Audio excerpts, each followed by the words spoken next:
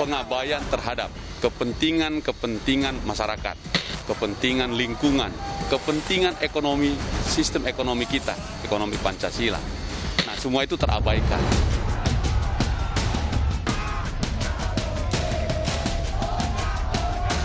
Setiap undang-undang, apapun yang dibuat itu selalu ada yang menolak, selalu ada yang setuju, gitu kan. Nah, lalu ada proses penyelesaiannya secara konstitusi, ya kita tunggu aja lah.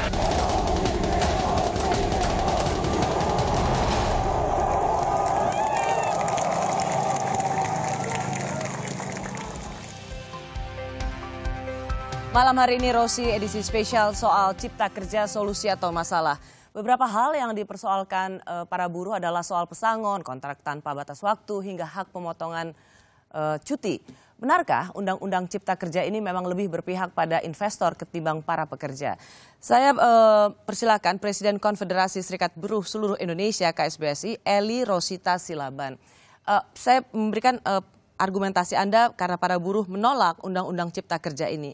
Tapi tidakkah buruh memang sudah diajak bicara dan terlibat soal ini? Iya, terima kasih Mbak Rosi, terima kasih semua Bapak-Bapak yang saya hormati dan Ibu Menteri beserta yang hadir semua di sini tanpa mengabaikan dan menyebut nama Anda satu persatu, tapi saya tahu persis dengan siapa saya sekarang berhadapan. Ya Mbak Rosi, sebenarnya kita sudah melalui beberapa tahap yang memang kita kira tadinya kita dengan duduknya bersama-sama dengan tripartit bisa membawa perubahan yang versinya pemerintah yang akan diberikan ke DPR. Pada akhirnya memang saya harus katakan kami agak kecewa ketika yang terjadi dan yang diketuk itu sangat jauh dari yang kami harapkan. Misalnya ada beberapa tahap yang tidak pasti, misalnya yang beredar luas saat itu draft, dan kita bolak-balik membahasnya bersama-sama, itu kan sudah tidak transparan. Lalu kita protes-protes untuk dilibatkan dalam tim, karena kita kira dengan berdialog sosial bisa kita win-win solution. Tapi ketika itu terjadi ada beberapa kendala, ada teman kita yang memilih di luar melakukan strategi, dan kita memilih bersama-sama dengan Kadin, Apindo, pemerintah, dan beberapa serikat buruh. Kami memang berharap dan berjanji kepada teman-teman bahwa dengan tinggalnya kita di sana, dengan terlibatnya kita di sana, kita akan bisa mempengaruhi substansi yang ada.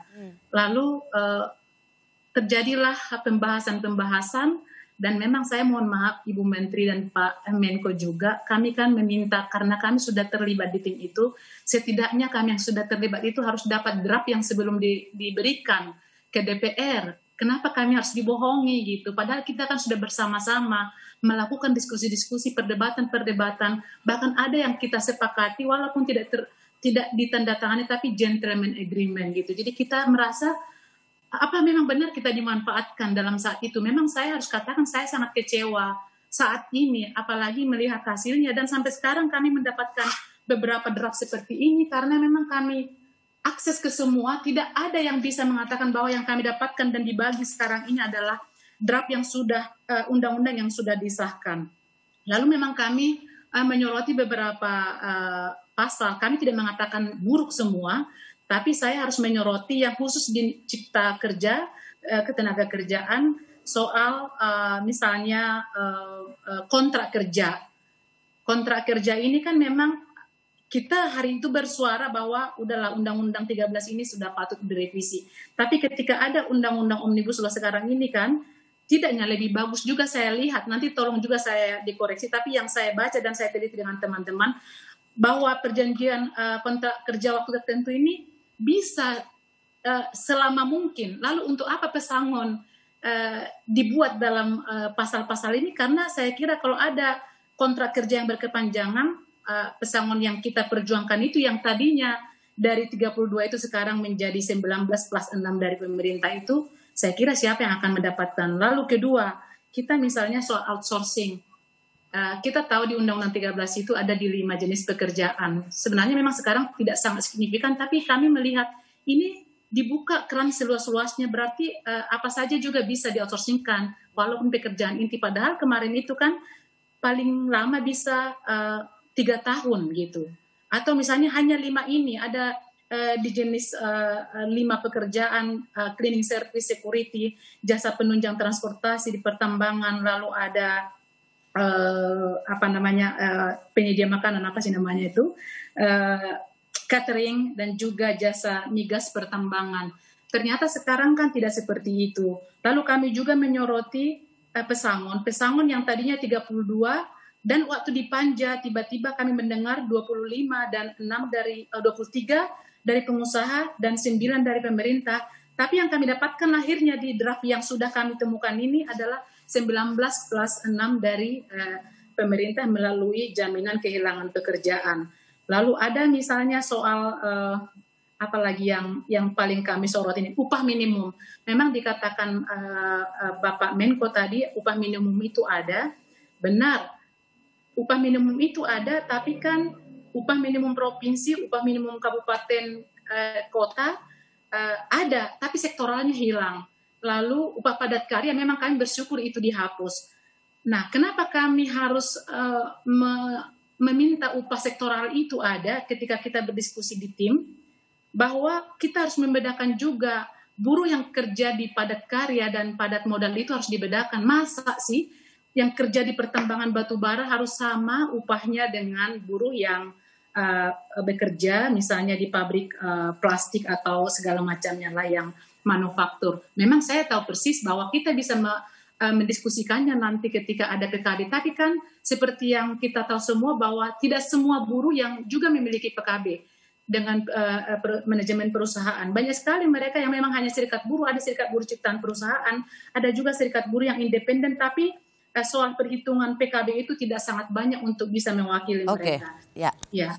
Jadi Mbak sedikit lagi, saya memang harus katakan ini dan mohon maaf, biarlah semua serikat buruh yang menjadi anggota kami juga mendengar saya berbicara. Memang saya kecewa ketika kami melibatkan diri menjadi tim tripartit, ternyata yang kami terima tidak seindah yang kami bayangkan. Kami berjanji kepada buruh bahwa dengan adanya kami di sana, kami bisa merubah substansi yang sudah disediakan pemerintah. Tapi ketika sudah terjadi, ada memang di sana batang-batangnya, tapi ranting-rantingnya yang sangat signifikan itu memang terbuang. Demikian Mbak Rosi. Baik, terima kasih Bu Ali. Saya tergelitik aja karena background Anda itu fotonya dengan Pak Jokowi ya. Saya agak gagal fokus karena saya lihat ada foto siapa, ternyata Anda berfoto dengan Pak Jokowi. Pak Jokowi ini seperti tadi yang sudah saya katakan, soal Omnibus Law ini Pak Jokowi secara khusus menegaskannya dalam pelantikan menjadi presiden periode kedua, artinya ini memang keinginan beliau untuk pemulihan ekonomi. Apakah sebagai seseorang yang saya anggap memiliki foto seperti itu dan memiliki kepercayaan pada seorang pemimpin yang dipilih, Anda tidak melihat ada itikat baik dari seorang presiden terhadap undang-undang seperti ini? Ya, saya sih memang ini foto ini saya harus jelaskan bahwa beliau di masa pandemi itu memanggil kita bertiga, saya, Bung Andi Gani, dan Bung Iqbal.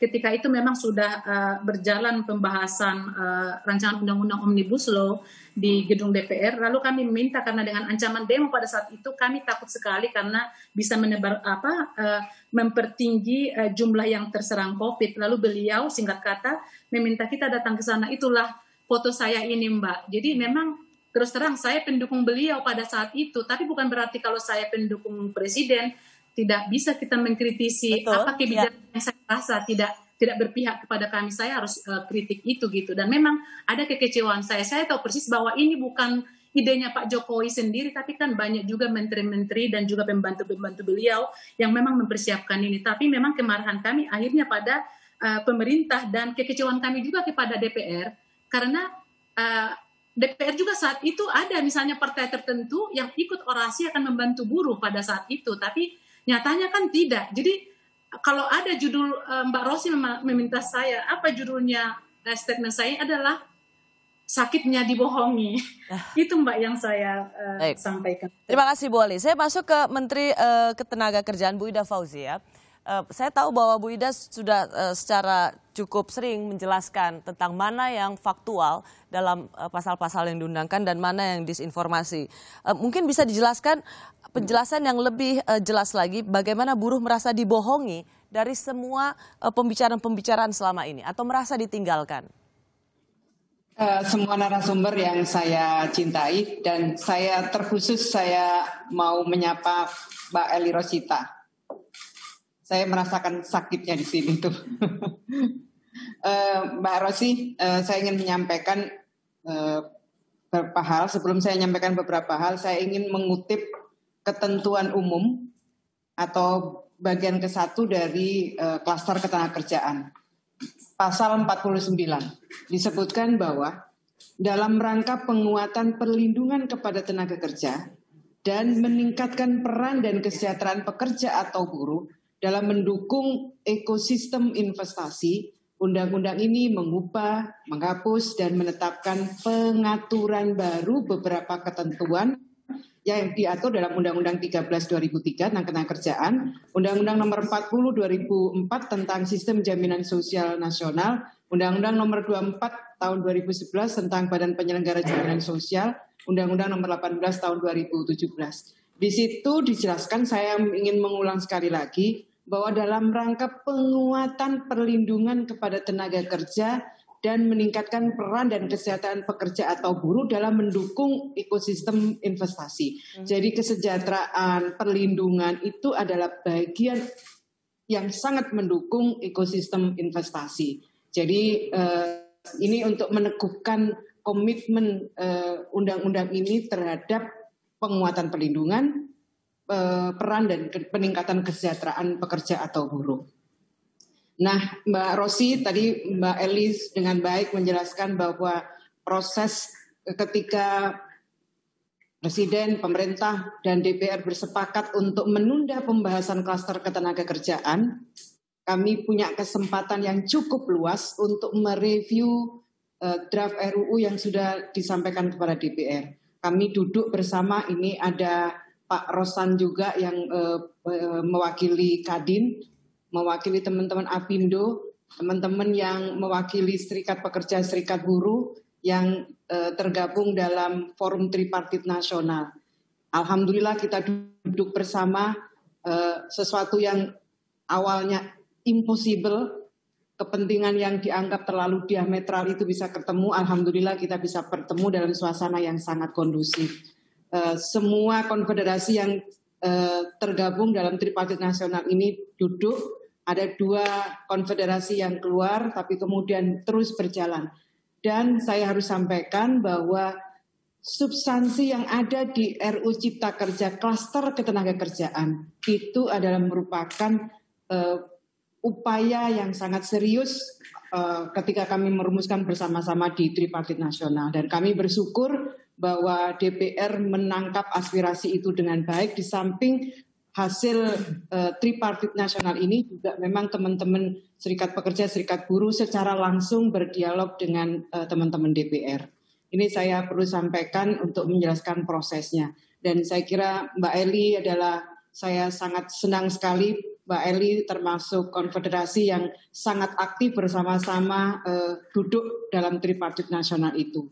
Semua menyadari bahwa masing-masing kepentingan semuanya menyadari bahwa tidak semua keinginan 100% aspirasi keinginan itu terakomodasi.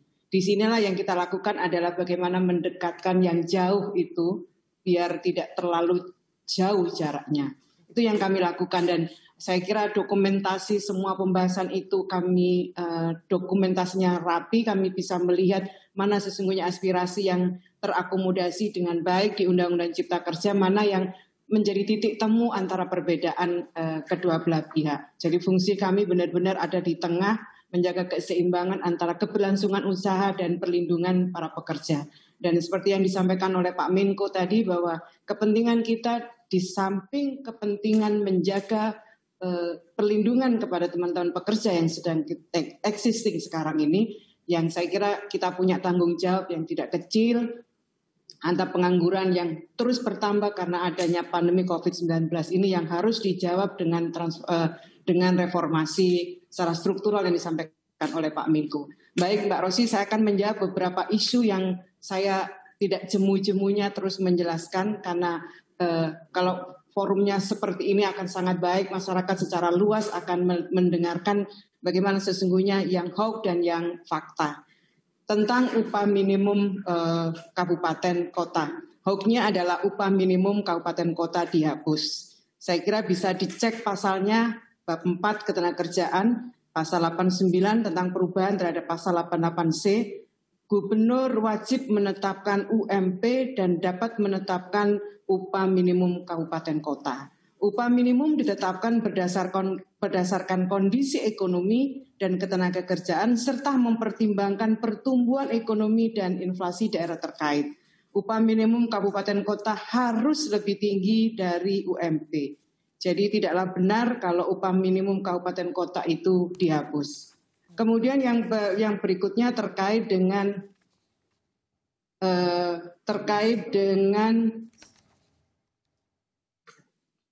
pengurangan nilai pesangon dari 32 kali menjadi 25 kali. Saya kira ini isu yang paling banyak di masyarakat. Yang perlu kami sampaikan terkait dengan pesangon adalah pemerintah ingin memastikan, prinsipnya dulu ya Mbak Rosi, saya ingin sampaikan, pemerintah memastikan bahwa pesangon betul-betul menjadi hak dan dapat diterima oleh pekerja atau buruh. Jadi ini yang selama ini menjadi isu sebenarnya. Di atas kertas memang jumlahnya sangat besar, tapi sesungguhnya yang ada adalah pesangon itu tidak diterima oleh pekerja atau buruh dengan berbagai alasan. Oleh karena itu prinsip yang diatur di undang-undang ini adalah memastikan bahwa pesangon betul-betul menjadi hak dan dapat diterima oleh pekerja atau buruh. Dalam hal terjadi pemutusan hubungan kerja di pasal 156, dalam hal terjadi pemutusan hubungan kerja, pengusaha wajib membayar uang pesangon dan atau uang penghargaan masa kerja dan atau penggantian hak yang seharusnya diterima. Kemudian ini yang baru yang tidak kita kenal dalam Undang-Undang 13 2003, adanya satu jaminan kehilangan pekerjaan. Ya, jaminan kehilangan pekerjaan.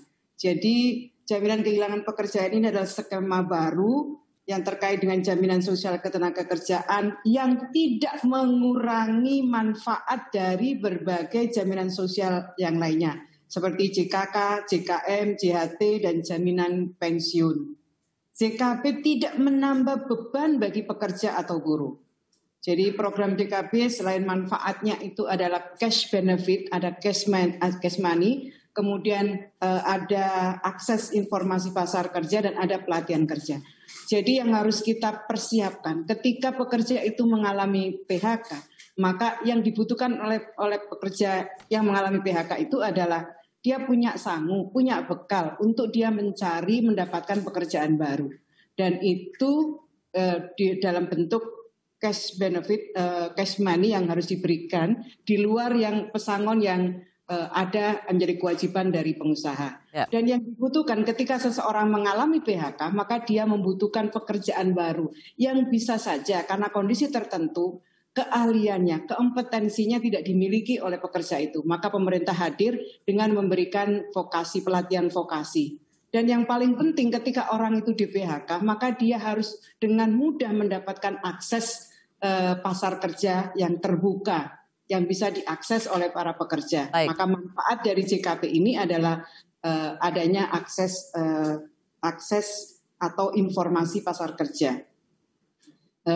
Jadi kalau kelihatannya memang tadi 32. Ada pengurangan di situ Bu, itu yang dilihat dari 32 kali gaji, lalu kemudian cuma 25 kali gaji kalau di PHK.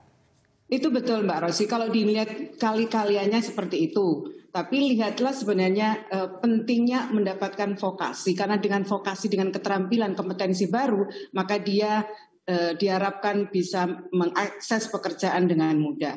Dan ini itu kan juga sebenarnya ada nilainya pelatihan vokasi itu.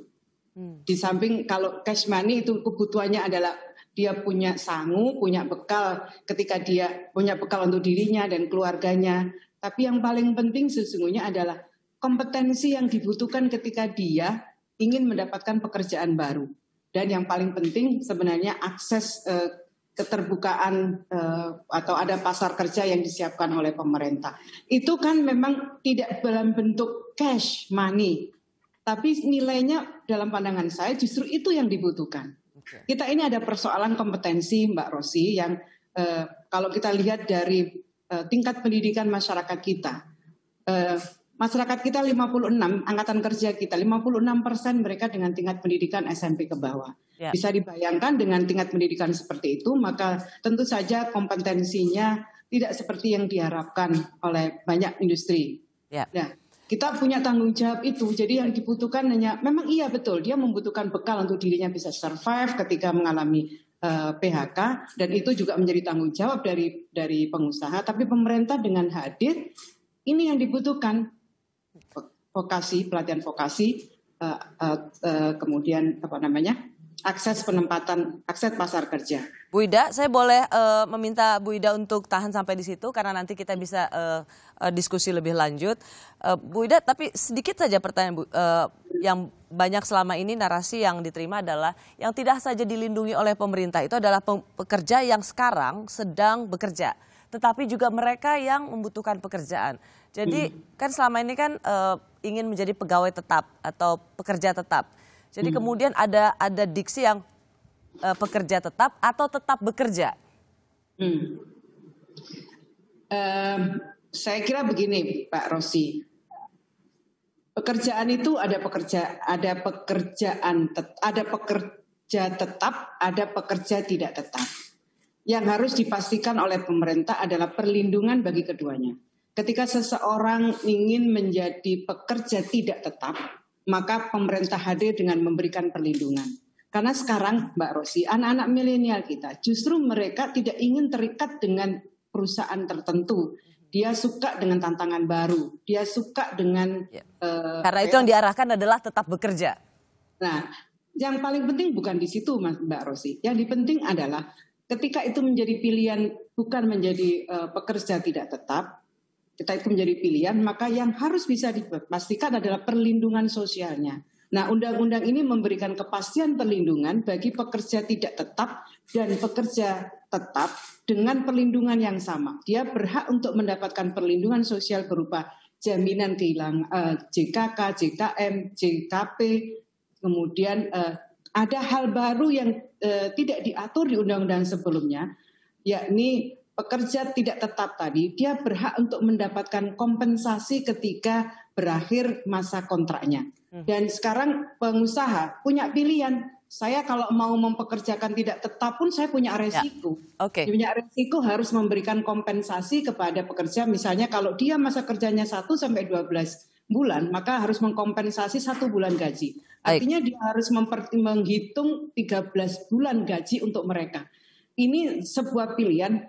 Jadi sebenarnya mau pekerja tidak tetap atau pekerja tetap itu pilihan, dan memang dinamika jenis pekerjaan sekarang dan passion dari anak-anak milenial kita seperti itu, dan itu yang harus diakomodasi di Undang-Undang Cipta Kerja ini. Bu Ida Fauzia, saya nanti akan kembali ke Anda jika memang harus masih ada yang diklarifikasi. Saya mau ke Ketua Kadin Indonesia, Bung Roslani. Selama ini, sejak proses ini dibuat, selalu RUU Omnibus Law ini dianggap pesanan pengusaha. Dan hasilnya adalah hanya untuk memuaskan pengusaha. Apa yang bisa Anda sampaikan bahwa ketika ini para pekerja buruh menolak ini, apa tanggapan pengusaha? Oke, terima kasih Mbak Rosi, selamat malam. Kalau mungkin saya ingin meluruskan terlebih dahulu, bahwa sebetulnya kepentingan antara pengusaha, dunia usaha, dan buruh itu sama kok. Kepentingan kita satu. Bagaimana kita sama-sama meningkatkan kesejahteraan.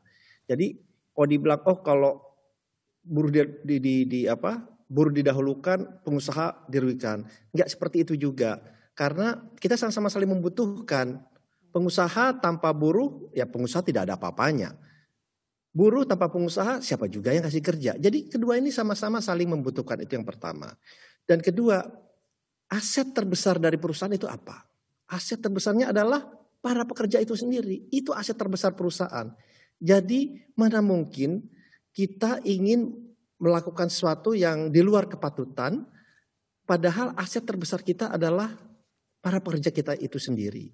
Nah, oleh sebab itu kalau kami melihatnya bahwa di dalam Omnibus Law ini sudah dilakukan banyak pembahasan, baik melibatkan dunia usaha, melibatkan para serikat buruh, yang memang ada juga yang hasilnya yang menurut kami tidak sesuai dengan harapan kami juga gitu. Ya, tapi kami mengerti tadi disampaikan oleh Ibu Ida, ya kita kan mesti ada take and give-nya. Tetapi kita juga harus melihat kepentingan secara luas, bukan hanya untuk kepentingan kami saja atau kepentingan para pekerja atau para buruh saja. Kita juga harus melihat kepentingan orang-orang yang tidak bekerja. Orang yang tidak bekerja sekarang pengangguran terbuka ada 7 juta orang. Nah, angkatan barunya setiap tahun itu 2 sampai 2,4 juta orang. Ini angkatan kerja baru yang setiap tahun akan bertambah. Belum lagi ditambah 8 juta yang kadang bekerja kadang enggak. Ditambah lagi 24 juta yang separuh waktu. Jadi memang kalau kita lihat mereka ini tidak ada yang menyuarakan. Pengangguran tidak ada yang menyuarakan. Apalagi di tengah COVID-19 ini yang dirumahkan dan yang di PHK pastinya akan meningkat. Angka dari tadi disampaikan oleh Pak Menko kurang lebih ada 3 sampai 4 juta orang. Nah, ini kan harus yang kita pikirkan. Nah, oleh sebab itu kita melihat bahwa perbaikan dari investment climate, perbaikan dari kemudahan berusaha, ease of doing business, meningkatkan produktivitas menjadi hal yang sangat penting dalam rangka kita menciptakan menarik investor baik dalam negeri maupun investor asing untuk berinvestasi di dalam negeri di Indonesia ini dan menciptakan lapangan pekerjaan baru. Karena kami melihat semua kebijakan apabila ujungnya adalah penciptaan lapangan pekerjaan baru, itu wajib kita dukung. Karena itulah PR terbesar dari kita semua. Ya. Bukan hanya negara tapi PR kita semua. Bagaimana kita menciptakan lapangan pekerjaan ini secara terus-menerus. Nah, kalau saya boleh sharing sedikit, kalau menurut ini mungkin mengenai dari BKPM angkanya, mengenai investasi kita itu tiap tahunnya meningkat, Mbak Rosi. Tetapi dari segi penyerapan tenaga kerjanya itu agak berkurang. Per 1 triliun di tahun 2016 penyerapan tenaga kerja kita itu masih di 2.271 orang per 1 triliun. Sekarang di 2019 sudah per 1 triliun angkanya hanya 1.200 orang, lebih sedikit. Jadi investasinya meningkat, tetapi investasi yang padat modal atau yang manufacturing itu malah banyak beralih ke negara-negara tetangga kita. Nah, kita kan melakukan reformasi struktural ini yang dimana untuk mengundang investasi masuk, we are competing juga dengan negara-negara tetangga kita, yang dimana mereka juga melakukan reformasi struktural ini secara terus-menerus, gitu. Nah, jadi memang ini yang kita coba lakukan dan kita kan juga melihat komparasinya. Mungkin saya ingin menyinggung sedikit mengenai pesangon yang 32 kali. Ya memang ini mengalami penurunan menjadi 25 kali. Tapi tetap itu yang paling tinggi di negara-negara ASEAN. Contohnya Vietnam itu hanya 10 kali. Kemudian Thailand hanya 10 kali. Kita bicara maksimum ya, angka maksimum. Kemudian di Malaysia, di Filipina itu hampir 20 kali. Jadi tetap paling tinggi gitu. Nah, kalau kita lihat surveinya dan juga kita lihat research dari contohnya dari Jetro pertengahan tahun lalu mengeluarkan survei dan yang lain-lain, bahwa memang yang harus kita tingkatkan adalah produktivitas. Nah, meningkatkan produktivitas ini sudah banyak program pemerintah ya tadi sempat disampaikan di antaranya vokasi, baik vocational training and education, yang tentunya program ini akan berhasil kalau melibatkan dunia usaha. Karena memang nature dari vokasi ini adalah 70% ada di perusahaannya, 30% secara teorinya.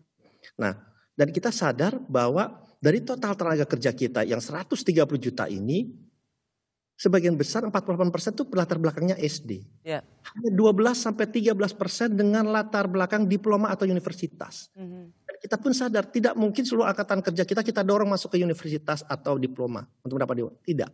Tapi dengan meningkatkan peran mereka dengan melakukan upscaling, reskilling dengan program vokasi, ini bisa kita lakukan sehingga produktivitas dari para pekerja kita makin lama makin baik. Karena survei yang ada, gap atau perbedaan antara produktivitas dan di negara kita ini makin lama makin tinggi. Nah, oleh sebab itu inilah terobosan-terobosan yang dilakukan, dan kami memang kita melihat Omnibus Law ini harus secara keseluruhan, secara komprehensif, dan yang paling penting ini kita harus baca gitu. Ya. Jangan kita hanya mendengar dari sosial media atau dengar dari teman, kita harus baca dan sehingga kita mengerti arti sebenarnya dari Omnibus Law ini. Anda melihat bahwa ketika titik beratnya adalah bagaimana memastikan mereka yang masih belum kerja bisa kerja. Itu titik beratnya di situ. Tidak saja memastikan mereka yang sudah bekerja tetap bekerja, tapi juga negara harus menyiapkan lapangan pekerjaan bagi mereka yang belum bekerja. Sehingga bagi mereka yang masih menolak terhadap Undang-Undang Cipta Tenaga Kerja ini, menurut Anda memang tidak paham? Menurut saya ya tentunya mereka juga mempunyai hak untuk melindungi apa yang menurut mereka terbaik. Yang mereka melihat, 32 maksudnya tidak boleh turun. Itu kan namanya suatu hal yang wajar. Kalau kita melihat ada yang mestinya naik pengen malah jadi turun, ya tentunya itu melakukan kritisasi, ya itu suatu hal yang wajar. Tapi kembali lagi kita harus melihat kepentingan secara keseluruhan gitu ya. Dan saya meyakini kalau kita ini bersinergi, berkolaborasi, ya tetap berkomunikasi dengan baik, insya Allah kita akan menjadi negara yang lebih baik. Dan juga pertumbuhan perekonomian kita akan menjadi pertumbuhan perekonomian yang berkualitas dan juga berkesinambungan ke depannya. Bung Roslan, jadi benar nggak kalau misalnya Undang-Undang Ciptaker ini sudah disahkan dan kemudian bisa diimplementasikan, maka investasi akan berduyun-duyun masuk ke Indonesia? Begini Mbak Rosi, memang ada yang mengatakan, ini kan sedang COVID, buat apa kita ngomongin mengenai Omnibus Law. Tapi ini kan harus kita lakukan, kalau enggak diceritain sama lagi. Begitu investasi mau masuk, kitanya nggak siap. Akhirnya masuknya ke Thailand lagi, ke Malaysia lagi, ke negara-negara ASEAN lainnya lagi gitu. Nah, karena dari negara-negara seperti US, Eropa, kemudian Jepang malah memberikan insentif lebih untuk perusahaannya untuk keluar dari China sekarang. Karena mereka tidak mau terkonsentrasi global value chain-nya supaya pasoknya tuh di China. Di US aja ada 1.000 perusahaan. Itu saya dilakukan reportnya dari American Chambers. European Chambers yang mengatakan seperti itu. JETRO, GGC itu juga mengatakan itu kepada kami. Dan malah dari Jepang memberikan hampir 2 triliun insentif untuk ini keluar. Jadi walaupun ini di masa pandemi, tapi opportunity itu ada gitu. Dan itu kita harus aktif, kita harus grab itu. Jadi kalau kita nunggu nanti sesudah pandemi ini kita baru bahas Omnibus Law, kan kita lambat. Kapan ini akan selesai? Dan ceritanya akan sama lagi. Ya kita ketinggalan kereta lagi. Kita nggak mau seperti itu. Okay. That's why we need to prepare ourselves gitu. Ya. Ini kita bicara soal iklim investasi. Saya ke Pak Menko Perekonomian. Pak Menko, Pak Erlangga, diberitakan bahwa ada baru-baru ini ada 35 investor yang mewakili investasi atau asset under management AUM senilai 4,1 triliun dolar Amerika Serikat membuat surat terbuka yang kira-kira pernyataannya adalah justru karena peraturan ini investor itu enggan menanamkan uang di Indonesia karena kata mereka kira-kira gini Pak Erlangga, investor khawatir menanam uang di Indonesia ini karena Undang-Undang Cipta Kerja akan berdampak parah terhadap sektor lingkungan, alam dan ketenaga kerjaan. Artinya jika ada suara ini tidak secara otomatis investasi asing itu atau investasi asing akan berduyun-duyun masuk ke Indonesia. Apa tanggapan Pak Menko? Jadi pertama terkait dengan hal tersebut memang yang bersangkutan membaca draft lama. Jadi bukan yang disahkan. Bukan yang disahkan. Itu adalah draft awal yang belum dibahas di DPR. Nah memang ada persepsi demikian walaupun itu tidak tepat. Kedua, dengan disahkannya Cipta Kerja, ini akan dibentuk yang namanya Sovereign Wealth Fund. Nah, Sovereign Wealth Fund itu adalah yang ditunggu oleh para investor. Nah, Sovereign Wealth Fund itu Bapak Presiden ingin diberi nama Otoritas Investasi Indonesia. Nah, Otoritas Investasi Indonesia ini yang nanti akan menampung fund besar. Jadi kalau tadi Ibu kan udah bilang 4,1 biliun besar. Nah, Sovereign Wealth Fund ini adalah modal dari Indonesia sendiri adalah 5 billion. Indonesia punya kapital. Nah, kemudian ini akan mengundang ADIA, kemudian dari UAE, dari Amerika, dari Jepang, sehingga nanti aset under management-nya itu bisa jauh lebih besar dari itu. Nah, tentu ini yang diperlukan karena selama ini Indonesia tidak punya Temasek, Indonesia tidak punya GIC, Indonesia tidak punya Hasanah, Indonesia tidak punya 1MDB, sedangkan semua negara punya itu. Nah, dengan kita mempunyai sovereign wealth fund, mereka merasa bahwa risk-nya Indonesia juga jaga, dan terkait tadi seperti terhadap lingkungan, AMDAL tetap ada. Jadi itu clear bahwa AMDAL tetap ada, dan kemarin juga dari World Bank dan beberapa institusi multinasional termasuk ADB mengapresiasi apa yang dilakukan pemerintah. Jadi clear malam hari ini Pak Menko mau mengatakan bahwa mereka telah membaca draft yang lama salah ya Pak ya. Jadi bukan itu yang disahkan undang-undang. Bukan itu yang disahkan. Baik, Pak Menko dan para narasumber lainnya, saya harus jeda seperti tadi yang saya katakan, ada joint press conference antara Menko Polhukam, Panglima TNI, Kapolri dan Kepala Badan Intelijen Negara.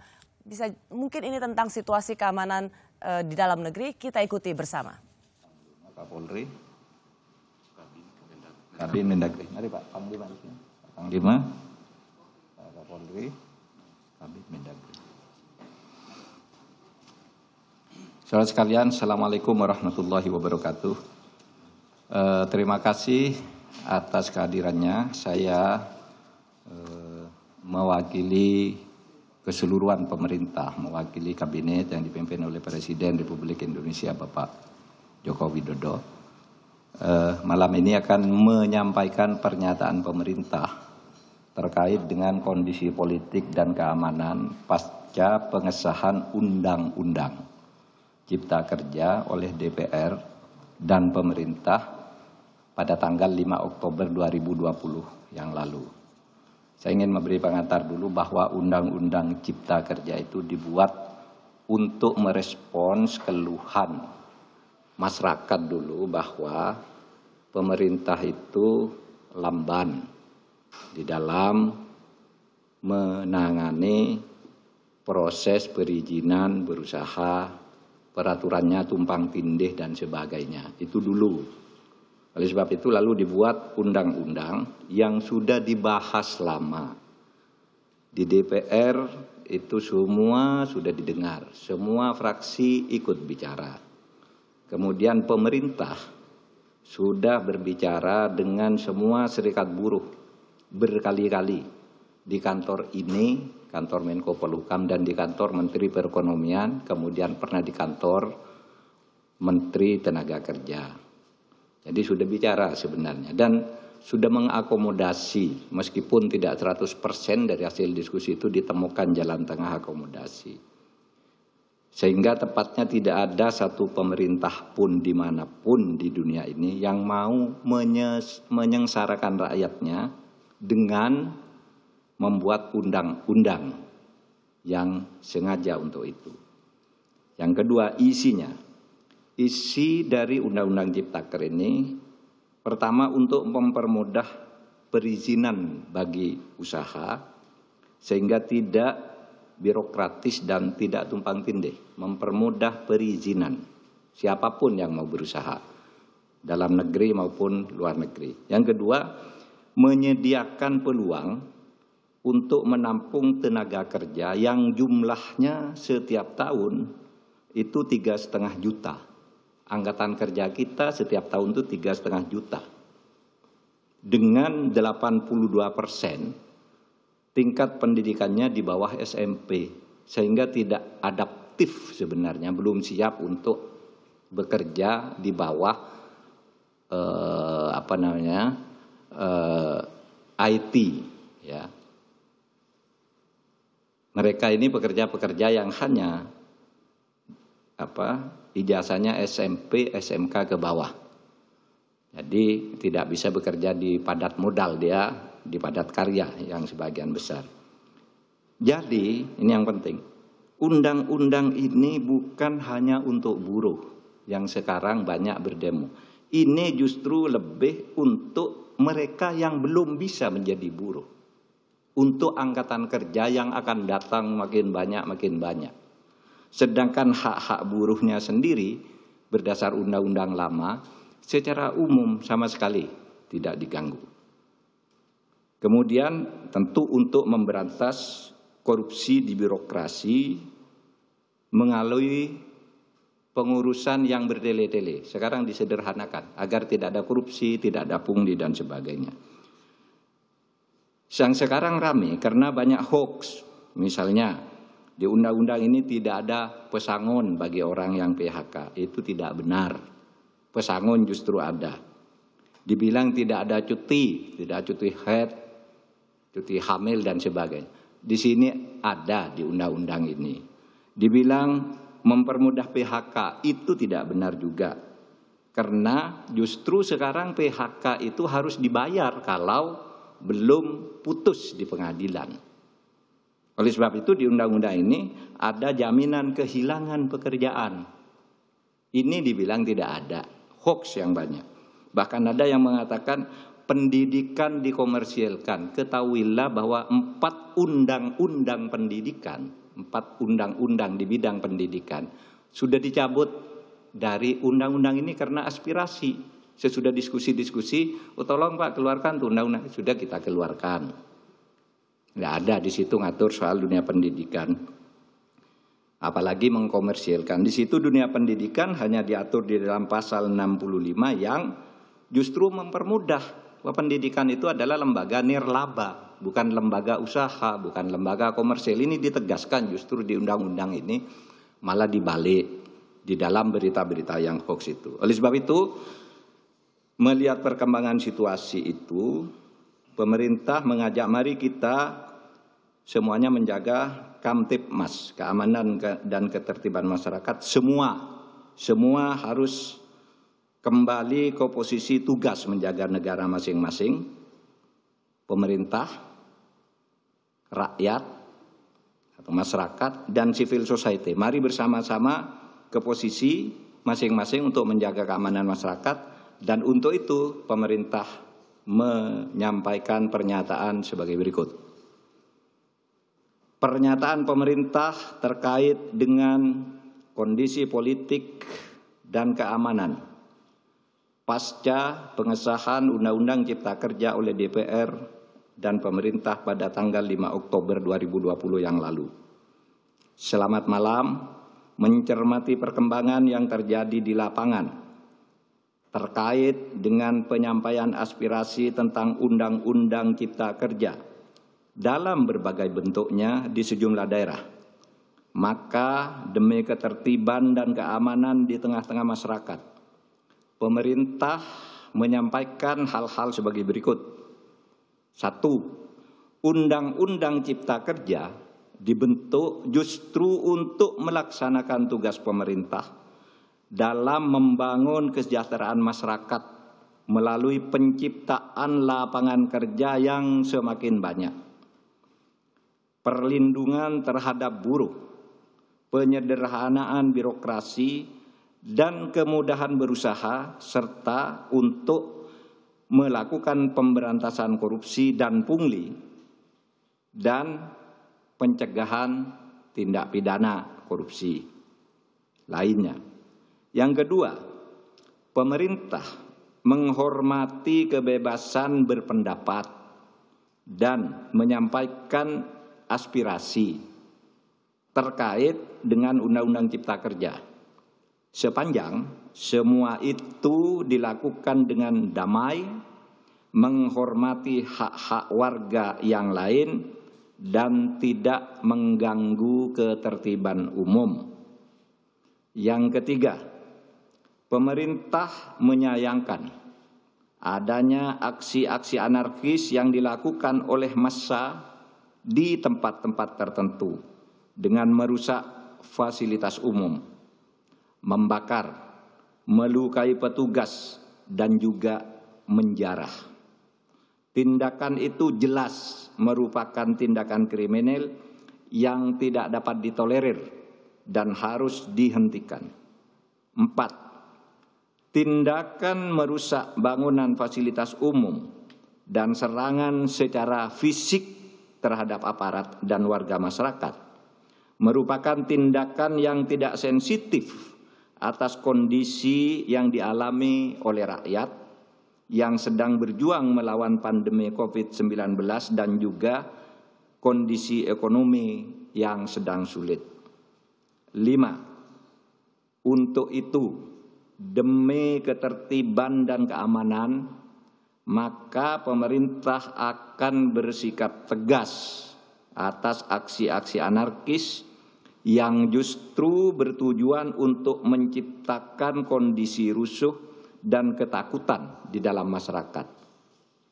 6. Selain berdemonstrasi dengan tertib dan tidak melanggar hukum, ketidakpuasan atas undang-undang tersebut bisa ditempuh dengan cara yang sesuai dengan konstitusi, yaitu dengan menyalurkannya dalam proses pembuatan peraturan pemerintah, perpres, permen, perkada sebagai delegasi perundang-undangan. Bahkan bisa diajukan melalui mekanisme judicial review atau uji materi maupun uji formal ke Mahkamah Konstitusi. 7. Sekali lagi, pemerintah akan bersikap tegas dan melakukan proses hukum terhadap semua pelaku dan aktor yang menunggangi atas aksi-aksi anarkis yang sudah berbentuk tindakan kriminal.